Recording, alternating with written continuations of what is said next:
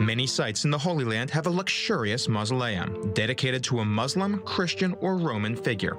But these three impressive monuments are associated with Jewish characters. Welcome to the Kidron Valley. We are now in the Kidron Valley, also known as the Josaphat Valley or King's Valley. This is the eastern border to Jerusalem from ancient times. And as we know, Jews don't bury in the city limits. So this becomes burial grounds for Jews from First Temple period onwards to Second Temple period and onwards until this very day. The Kidron Valley is mentioned in the book of Samuel. When David has to flee his rebellious son Absalom, he crosses the Kidron Valley in this direction. Another place it's mentioned is in the book of Kings, when Solomon tells Shimei, the son of Gera, that he has to stay put in Jerusalem and he cannot leave it. This is mentioned as the border he cannot cross, the Kidron Valley. Perhaps the most striking monument here is the Tomb of Absalom. Carved out of rock, this monument is 19 meters high. This design is definitely a typical design for the Roman period here in Jerusalem.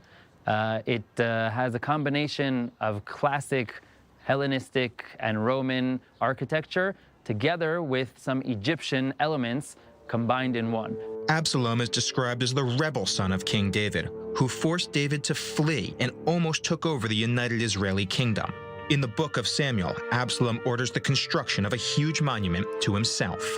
And they took Absalom and cast him into a great pit in the wood and laid a very giant heap of stones upon him. And all Israel fled, everyone to his tent. Now Absalom in his lifetime had taken and reared up for himself a pillar, which is in the king's dale, for he said, I have no son to keep my name in remembrance. And he called the pillar after his own name, and is called unto this day Absalom's place. But this monument is associated with the 1st century CE. In Christian tradition, there are a number of figures who are traditionally buried here.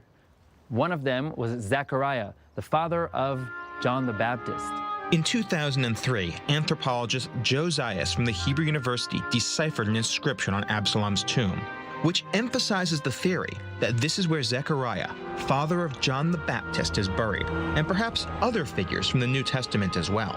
This finding is very important to Christianity, and I think to the history of Jerusalem as well, because first of all, we know the existence from literary sources of these tombs and of these individuals, but we never knew exactly where they were buried.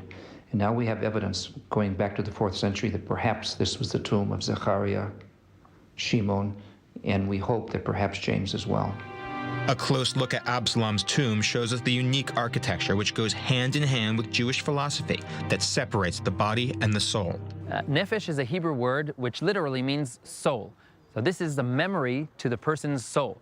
Sometimes it came to be in the Hellenistic period where you had a separation between body and soul, that the tomb was for the physical body and the nefesh was for the soul. But just a few meters away from Absalom's tomb, we can also see another impressive monument, the tomb of the sons of Hazira. What we see is an entrance to a cave. There are chambers inside with burial tombs for Jews here in the times of the Second Temple. We can see the architecture is classic architecture, Greek architecture, and that should have been all we could have said about this burial tomb here. But fate had it that this one has an inscription of who is buried in this cave. And it mentions a family of priests from the Second Temple period by the names of the sons of Hazira. Same family is mentioned in the book of Nehemiah and in the book of Chronicles as a family that signed the covenant of Nehemiah with their seal, their personal seal. So we know that this is a very important family in the Second Temple period right here in Jerusalem. The third monument here is Zechariah's tomb. And as opposed to the other monuments, it's completely carved out of solid rock.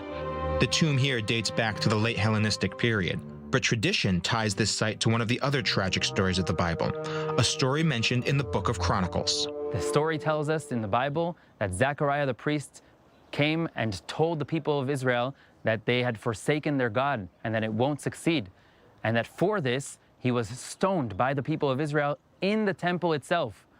This was an outrageous story. Later on, Jewish texts in the Talmud and other Jewish sources will come and say that his blood was still boiling in the temple itself when the Babylonians will come and destroy Jerusalem. That maybe even his blood is part of the reason the Babylonians come and destroy Jerusalem, because of the evils done in Jerusalem. Right below the Mouth of Olives, the Kidron Valley was a substantial burial site for Jews and Christians. It's also mentioned in the New Testament as one of the areas that Jesus passed on his way to Bethany. One way or another, it's one of the most interesting and remarkable burial sites in the Holy Land.